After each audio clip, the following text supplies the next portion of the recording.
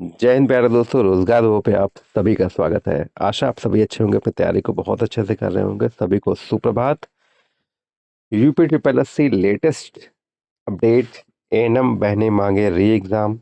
ITI वालों के लिए सहायक बोरिंग टेक्नीशियन भर्ती 2026, उसमें क्या अपडेट्स हैं, कितनी पद आपके लिए आ सकते हैं, इसके पहले ये वैकेंसी कब आई थी, ये सारी चीज़ें आपके लिए, और शैक्षिक योग्यता इसमें क्या हो सकती है, सारी चीज़ें आपको डिस्कस करी जाएंगी। और एडीओ शैक्षिक योग्यता क्या होगी, एडीओ के लिए शैक्षिक योग्यता क्या हो सकती है, तो ये सारी चीज़ें आपके पॉइंट टू पॉइंट आपके लिए डिस्कस की जाएगी, तो बहुत इंपॉर्टेंट हो जाता है आपके लिए।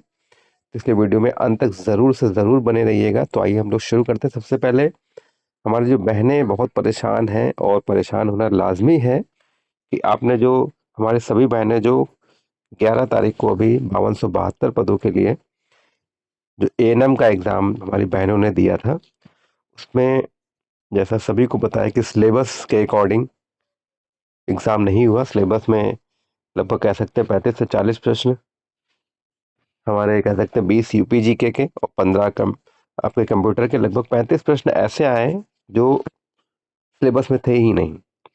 तो बिल्कुल, और सेंटर दूर दूर गए हैं, तो कहीं ना कहीं सबको आने जाने में दिक्कत हुई। सभी ने बहुत अच्छे से लंबे समय से तैयारी भी की, और उसके बाद अगर खोदा पहाड़ निकली जो यह वाला अगर हार हुआ, तो बहुत ही गड़बड़ हुआ ये। क्योंकि बहनें बहुत परेशान हैं, एक तो बहुत ही मुश्किलों से पेपर जाने को देने को मिलता है, और कोई साथ में होता है तभी जाने को मिलता है।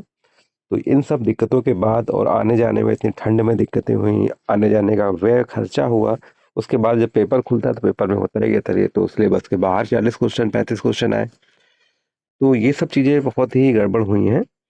तो इसमें लगातार हम लोग भी मांग कर रहे हैं, और हमारी बहनें भी लगातार सबसे मिल रही हैं आज। और अगर बात की जाए तो अभी हाल ही में हमारी बहनें सीमा आवास के पास तक भी पहुंची, लेकिन कहीं ना कहीं अभी मुलाकात हमारे माननीय मुख्यमंत्री जी से नहीं हो पाई। लेकिन माननीय मुख्यमंत्री जी के संज्ञान में ज़रूर आ गया होगा, क्योंकि 11 तारीख के बाद से लगातार ये हो रहा है कि कैंपेन हो, सारी चीज़ें हो, ट्विटर अभियान हो, तो सब कुछ कहीं ना कहीं ट्रेंड में सब कुछ चल रहा है। तो ज़रूर से ज़रूर हमारे माननीय मुख्यमंत्री जी के संज्ञान में होगा।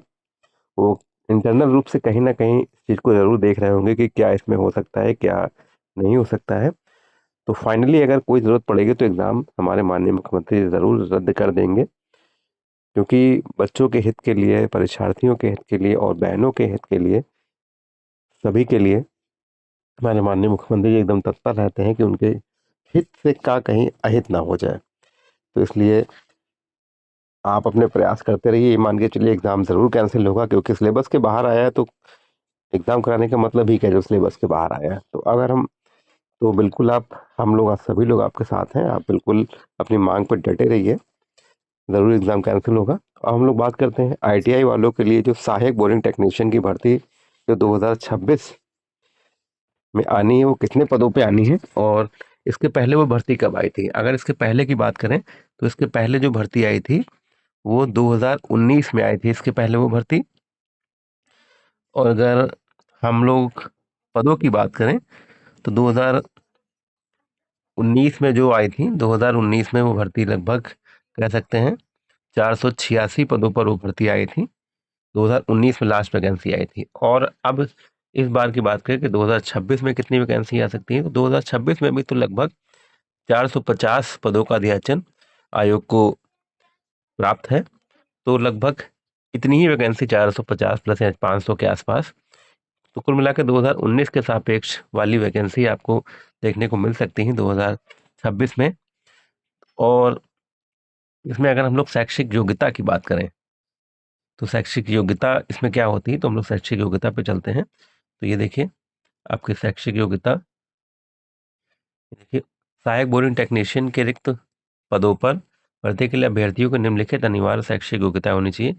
माध्यमिक शिक्षा परिषद उत्तर प्रदेश की हाईस्कूल की परीक्षा या सरकार द्वारा उसके समकक्ष मान्यता प्राप्त कोई परीक्षा उत्तीर्ण की हो, या राजकीय प्राविधिक केंद्र, राजकीय औद्योगिक प्रशिक्षण केंद्र, लाल डिग्री पार्क गोरखपुर द्वारा किया गया नलकूप मैकेनिक पाठ्यक्रम में प्रमाण पत्र, या सरकार के द्वारा उसके समकक्ष मान्यता प्राप्त कोई प्रमाण पत्र अभ्यर्थी के पास होना चाहिए, या किसी व्यवसाय में सेवा आयोजन एवं प्रशिक्षण निदेशालय उत्तर प्रदेश औद्योगिक प्रशिक्षण संस्थान द्वारा दिया गया न्यूनतम 2 वर्ष के पाठ्यक्रम का प्रमाण पत्र होना चाहिए। तो ये इसकी शैक्षिक योग्यता है। और लगभग हम लोग पदों की बात करें तो लगभग 2019 के सापेक्ष ही पद देखने को मिल सकते हैं। 486 2019 में आए थे, लगभग इसी के आसपास या 500 के आसपास आपके पद फिर से देखने को मिलेंगे। तो हम लोग बात करते हैं अगला जो है एडीओ की शैक्षिक योग्यता क्या हो सकती है।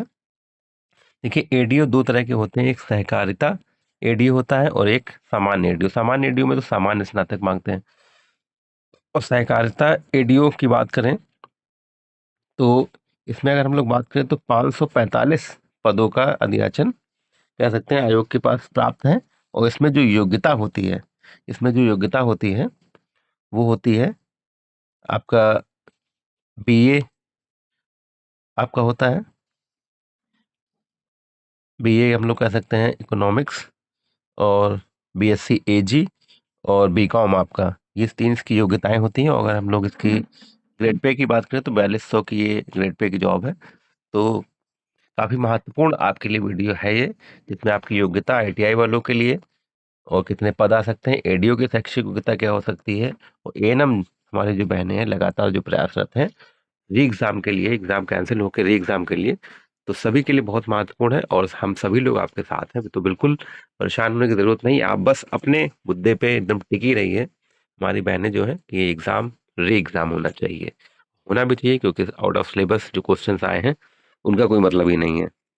तो ऐसे अपडेट्स के लिए रोजगार दबों के साथ जुड़े रहें, अपने भाई के साथ जुड़े रहें। चैनल को लाइक सब्सक्राइब शेयर अवश्य करें। जय हिंद, जय भारत।